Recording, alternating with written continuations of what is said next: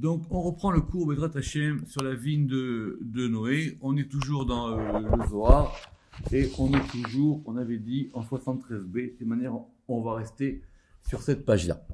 Alors, concernant le fameux sujet de David et Bathsheba, dont je vous rappelle que le Zohar a jugé opportun de nous ramener pour qu'on comprenne l'histoire de la vigne de Noé et la présupposée faute de Noé. Premièrement, alors, je pourrais, si vous voulez, vous donner tous les textes du Zohar qui parlent de ça, toutes les références, mais je préfère vous faire une petite synthèse, sauf si vous voulez, mais ça sera beaucoup plus long. D'abord, le Zohar, il avait dit ici chez nous, plus haut, que David Amelech, qui van dechav kamekucha berichu, lorsqu'il a fauté devant le Saint béni soit-il. Le Zohar, il le ramène dans plusieurs occurrences, qu'il n'a pas fauté devant les hommes. La faute de David Amelech, elle n'est pas vis-à-vis des hommes.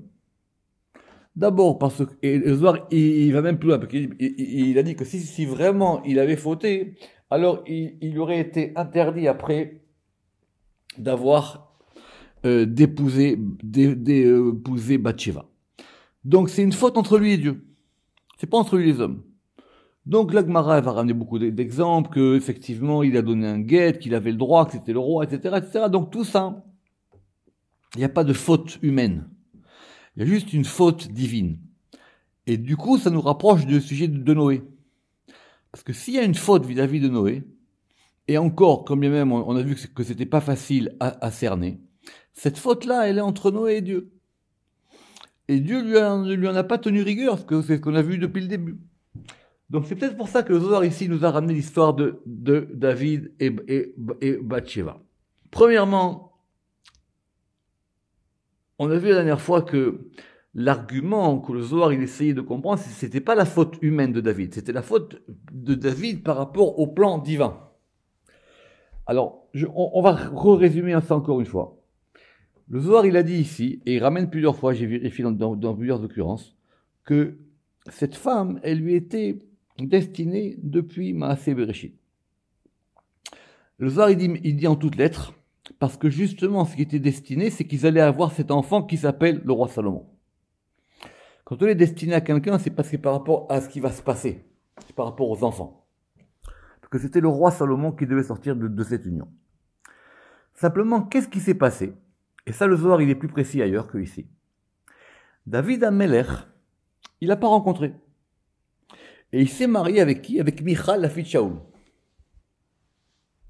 Le jour où Michal, elle a épousé David, et Dieu sait que c'était compliqué les histoires entre David et Michal, ce jour-là, Uriah, il a épousé Bathsheba. Ça veut dire, lui, il a fait son chemin. Alors elle, d'en haut, on a dit, pas de problème, alors maintenant, tu lui fais son chemin, alors toi aussi, tu vas faire ton chemin. D'accord? C'était ça qu'on avait vu, effectivement, on avait dit qu'il l'avait devancé en miséricorde. Ça veut dire effectivement, voilà, David Amelech. Alors maintenant, on peut toujours refaire l'histoire. Est-ce que David Amelech, il aurait dû ne pas épouser Michal? S'il n'a pas épousé Michal, alors peut-être qu'il aurait rencontré Bathsheba. Avec des si, on fait ce qu'on veut. D'accord? Ça c'est trop facile.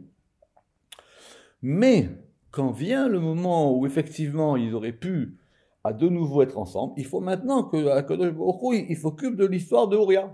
Parce que Uriah, il n'est pas pour rien dans cette affaire-là.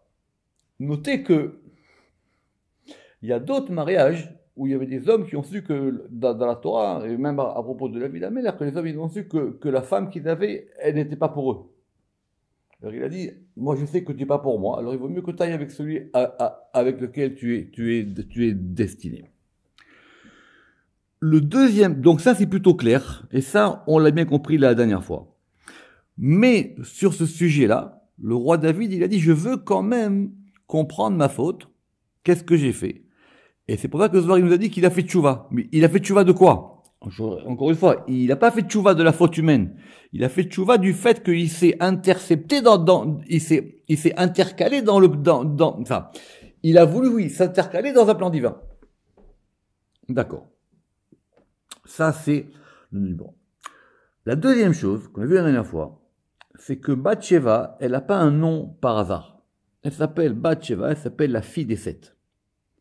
Et Bathsheba, comme c'est la fille des sept, on l'a vu dans le Pardes, à Bathsheba, vous regarderez l'article Bathsheba, elle est la Shrina elle-même, elle est la fille des sept, c'est-à-dire c'est elle qui reçoit la fille des sept brachot, des sept, d'ailleurs même des sept brachot et des sept séphirot supérieurs. Et ça, c'est l'une des preuves que le Zohar ramène pour dire que David Ameler, qui lui est la Malchut, il est désigné pour être avec Bathsheba. Le Zohar il va même ramener qu'il y a une deuxième femme qui a un nom similaire, qui s'appelle Elisheva. Qui c'est Elisheva? C'est la femme de Aaron. Et Aaron à Cohen, il a aussi une femme qui s'appelle Elisheva. On a vu aussi la différence qu'il y avait entre Bathsheba et Elisheva dans le Zohar. Et le Zohar il dit que aussi, Elisheva, c'était la femme qui était destinée à Aaron depuis la création. Donc ça fait partie de l'ordre de la création.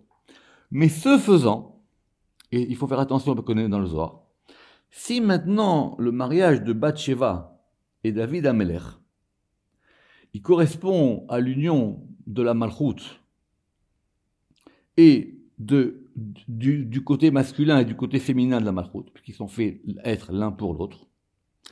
Et d'ailleurs, c'est pour ça, c'est-à-dire que quand un mariage il est plus que ça, c'est que ça veut dire qu'il porte avec lui des enjeux beaucoup plus importants que les deux personnes.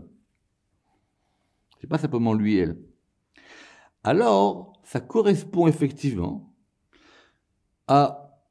au principe général de l'union du masculin et du féminin qui doivent être ensemble.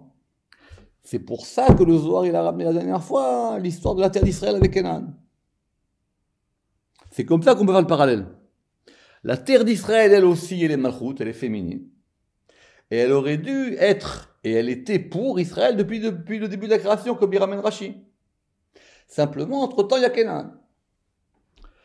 Et si maintenant on dit que cette union-là, elle est beaucoup plus importante, alors il va donner deux exemples. Le premier exemple que j'ai rapporté la dernière fois, c'est l'exemple de la royauté elle-même. L'exemple de la royauté elle-même, elle était pour David. Simplement, qui c'est qui est roi avant David? C'est Shaoul. C'est Shaoul. Alors, de la même manière, c'est pareil. David Amelech, il aurait dû être roi avant Shaoul. Maintenant, Shaoul, lui, il est comme l'époux de la royauté. C'est le mari de la royauté, puisqu'il est le roi. Et maintenant, il doit laisser sa place à David Amelech, que c'est lui le roi. C'est comme ça, vous avez une chose et vous savez qu'elle n'est pas pour vous. Donc, c'est vrai que vous allez vivre avec cette chose-là, mais au bout d'un moment, il faut savoir que cette chose, elle n'est pas pour vous. Il faut remettre les choses à leur place. C'est ça la vie.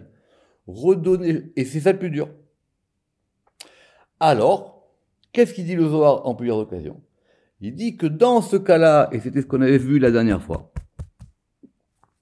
que pour Koucha Berichou, c'est très dur cette chose-là. À tel point qu'il doit faire en sorte que maintenant, comment est-ce qu'on joue, comment est-ce qu'on va coordonner ça? Et donc, de ce point de vue-là, si la personne, elle peut pas supporter de redonner la chose à leur place, il vaut mieux qu'elle parte, plutôt que de voir qu'elle la perde. Et c'est pour ça que Ouria, si David Amelech l'avait pas tué, il aurait disparu du monde, comme a dit le Zohar, en toute lettre. Et c'est pour ça qu'il fallait que Shaoul y meure pour que David puisse devenir roi. Parce que Shaoul, il n'aurait pas supporté que David prenne le trône à sa place. Deuxième exemple. Troisième exemple. Et troisième exemple, j'y ai pensé hier quand on a fait l'article Moshe dans le Erker Kinouim. C'est pareil pour Moshe. L'époux de la Shrina, c'est Yaakov. C'est Yaakov, l'époux de la Shrina. Des trois patriarches, c'est lui qui est Tiferet, c'est lui qui est l'époux de la Shrina. À tel point que c'est lui qui va faire descendre la Shrina en Égypte. Pourquoi est-ce que Yaakov, il descend en Égypte? Il y a marqué dans la Torah, je descendrai avec toi. Dieu l'a dit. C'est Yaakov qui a amené la Shrina en Égypte. Simplement, Yaakov, lui, maintenant, il retourne en Israël et il meurt en Israël. Enfin, et en tout cas, il enterre en Israël. On comprend alors pourquoi le Midrash dit que Yaakov l'omet. Il n'est pas mort. Mais maintenant, qui est-ce qui a la charge de faire sortir la Shrina de la terre d'Égypte? C'est Moshe. Et c'est quoi sa mission en Moshe? C'est de ramener la Shrina à sa place et de la ramener en Israël. Or, il y a un très très beau Zohar qui, contrairement à ce que les gens pensent, on a dit que Moshe, il n'est pas rentré en Israël parce que Il a fait l'histoire du rocher avec le bâton, etc., etc. Le Zohar, il dit pas du tout. Enfin, il dit pas du tout. Il dit en plus. Parce que Moshe, son rôle à lui, c'est de ramener la Shrina. Or, il ramène la Shrina à qui? Il ramène la Shrina à son époux. Il la ramène à Yaakov. Or, s'il ramène la Shrina en Israël, il ne sert plus à rien. Sa mission est terminée. Donc c'est pour ça que lui, il meurt avant de rentrer en Israël. Et il meurt en dehors d'Israël. Parce que sinon, il doit dire à Yaakov, eh ben écoute, je te rends la Shrina. Et c'est Yaakov qui récupère la Shrina. D'accord? Donc ça, c'est un sujet. Alors, on pourrait pas, c'est un autre sujet, on pourrait vraiment faire un grand cours sur l'histoire de David et Bathsheba, et surtout sur cette question de la Shrina et de son époux. Alors, revenons, nous, en page 3. Tachazé. Alors, on va juste relire la ligne d'avant. Veraza de Bathsheba d'Itatalere ou Achiti Bedekadmita. Et donc, le mystère de Bathsheba qui était donné à Uriah, à Chiti, comme c'est marqué au début. D'ailleurs, le Zohar, il va faire un jeu de mots sur Chiti. Pourquoi est-ce qu'il s'appelait Chiti? Pouk Veduk Vetishkar. Donc, maintenant, il faut que tu sortes. Ça veut dire quoi, sorte? Ça veut dire que c'est un problème beaucoup plus large. Prendre la distance. Sors de là. Sors. C'est plus maintenant une histoire de Monsieur David et Madame Bathsheba. C'est une histoire beaucoup plus large, beaucoup plus grande. Vedouk, et cherche, Vetishkar, et tu trouveras. Et le Zohar nous donne ici l'exemple que je vous ai cité au début du cours. Donc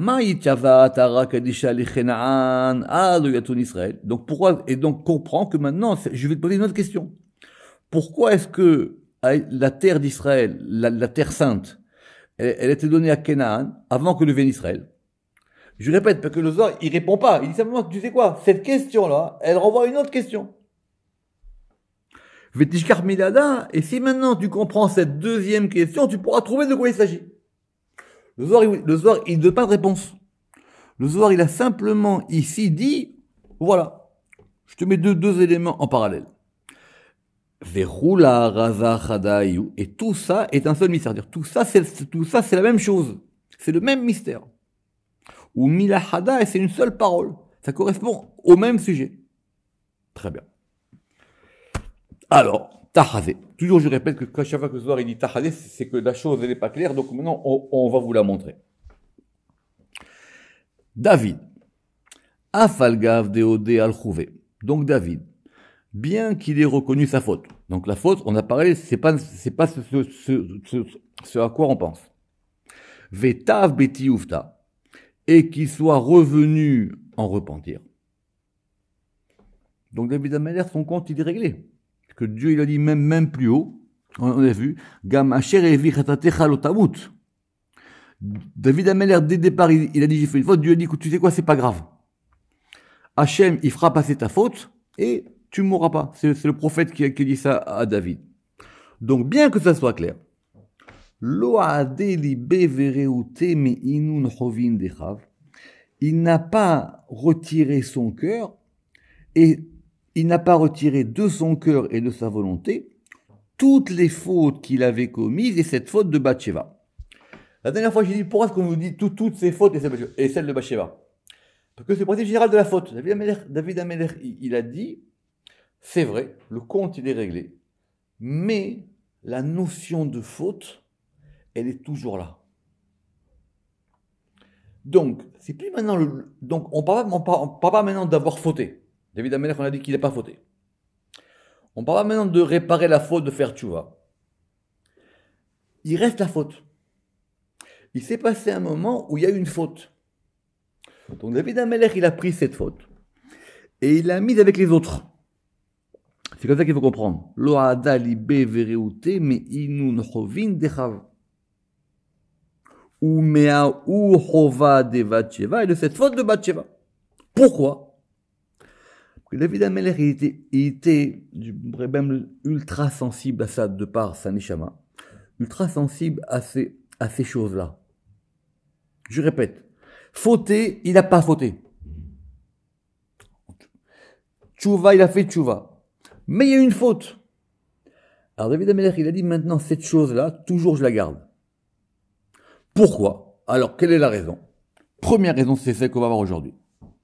Begin.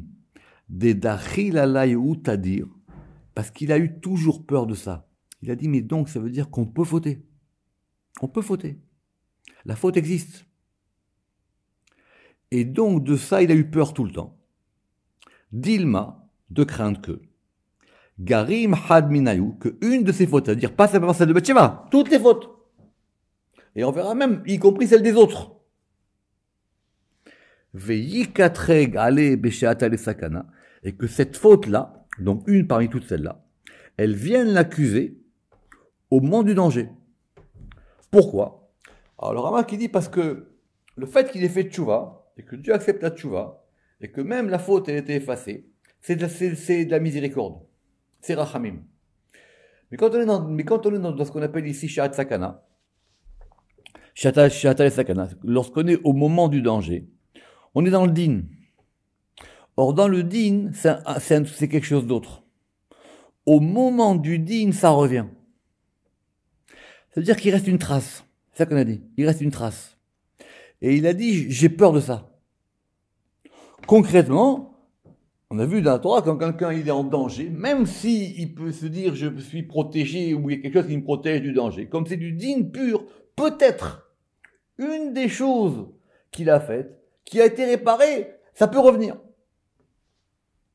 Ou berinkar, et à cause de ça, lo hanchelun mine ou mereute, il n'a jamais oublié ces choses-là, ni il ne les a effacées, ni de lui, ni de sa vie. Ça a toujours été présent pour lui. Pourquoi? Parce qu'on va revenir maintenant à notre verset. Et c'est quoi notre verset?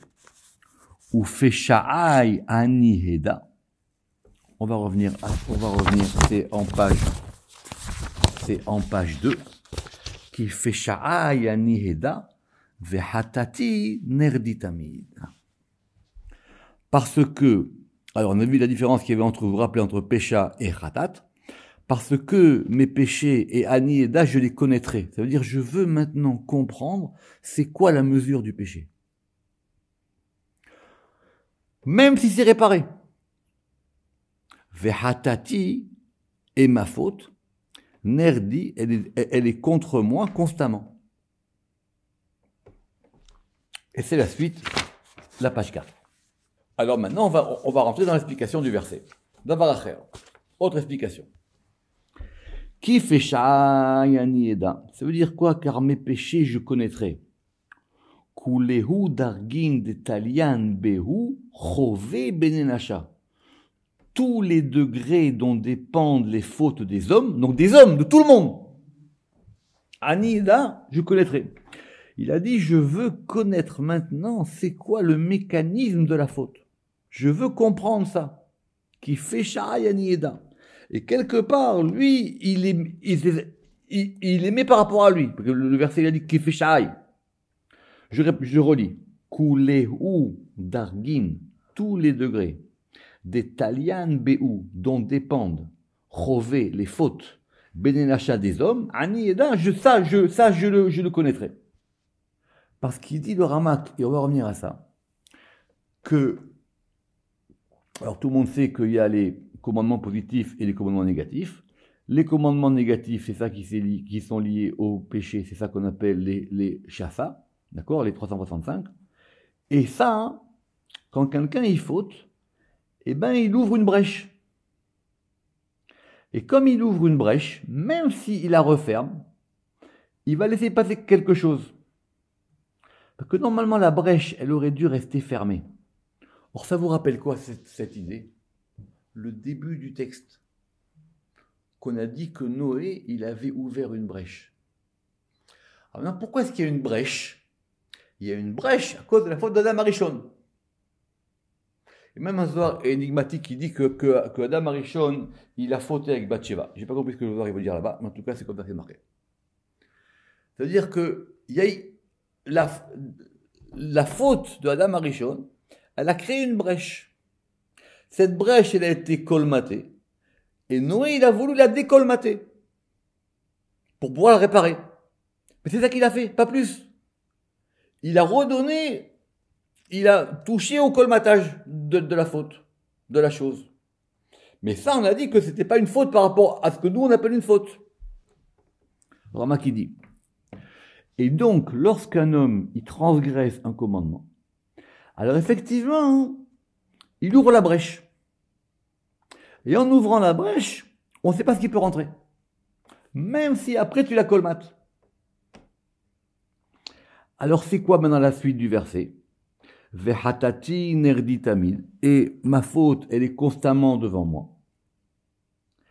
Alors Rama qui dit que khatat, ici, ça n'a pas le sens, c'est vrai que c'est une faute, mais khatat ici, ça a aussi le sens de manquement. Ça veut dire que la faute, c'est un manque, c'est quelque chose qu'on a manqué. C'est parce qu'il y a un manque qu'il y a une faute. Les gens, ils pensent que le manque, ça fait du bien, c'est faux.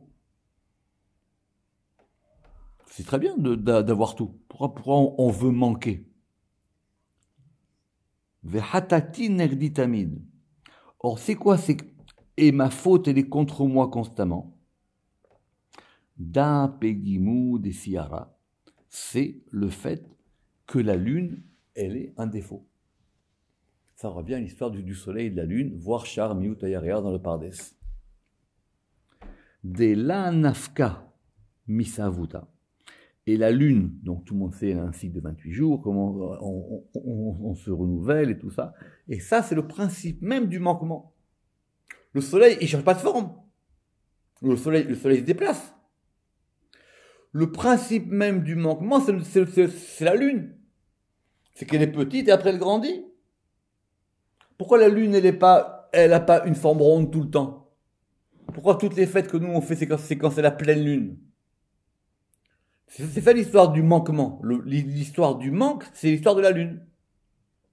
Parce que c'est lié par rapport à ça. Depuis le début, on a vu. Rappelez-vous de Oala. Revoir le premier cours. D'accord? Quand on a dit Oala, dans la tente là-bas avec Harry. Très bien. Et qu'est-ce qui s'est passé?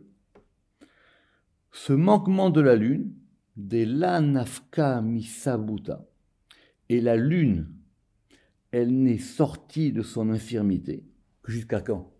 Quelle était la seule période de l'histoire où la lune était comme le soleil?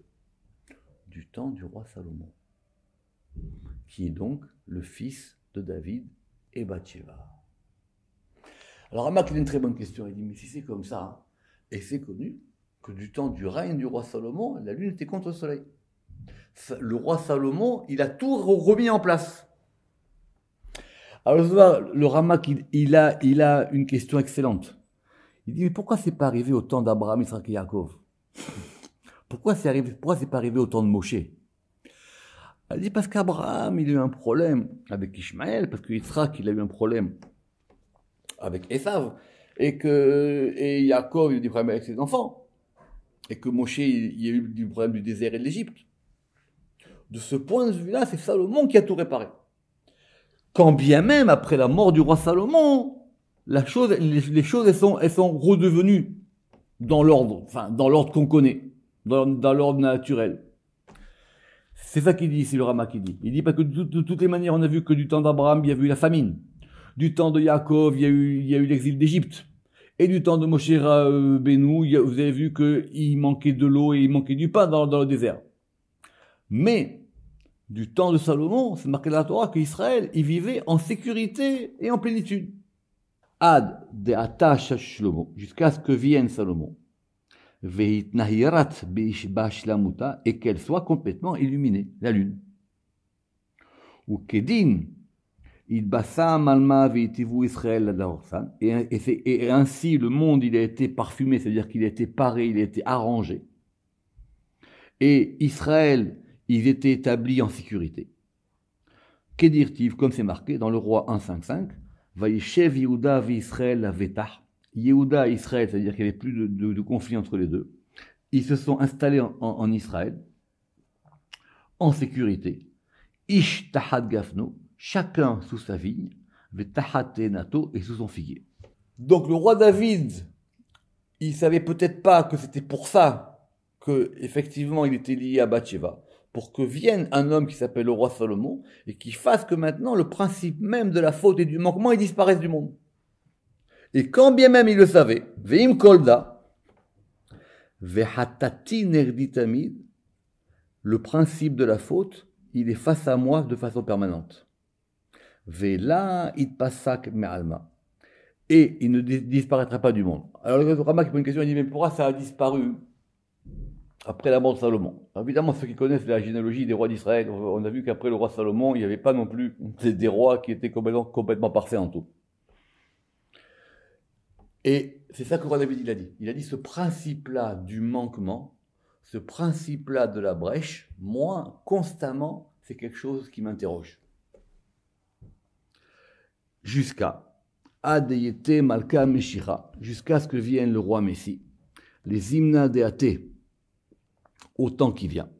Parce qu'à ce moment-là, Kama Deitmar, Ve'etru Wahatuma Avir Minaretz, et l'esprit d'impureté, je ferai disparaître du monde. C'est-à-dire qu'il n'y aura plus maintenant de principe de manquement et de plein. Ça sera terminé.